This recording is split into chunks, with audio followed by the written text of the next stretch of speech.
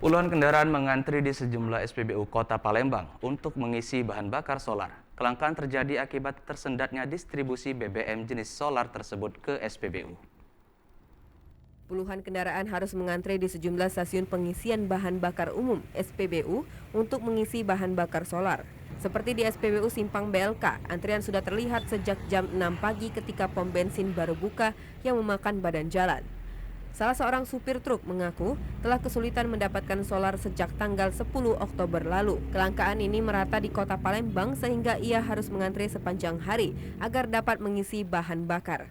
Bahkan jika tidak mendapatkan solar, ia terpaksa mengisi bahan bakar Dex yang jauh lebih mahal. Kami sih minta dari pemerintah ya buat memperhatikan kelancaran solar ini kan gimana ya, kalau kita ngantri itu seharian itu belum tentu dapat kita solar tuh. Berapa jam Kak kira-kira ngantri? Paling cepat itu 2 jam lah kita dapat.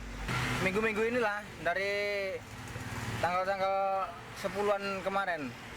Mulai tanggal 10-an. Panjang Bu, di mana-mana panjang sekarang. Kadang enggak dapat solarnya. Mungkin enggak tahu juga penyebabnya apa Bu.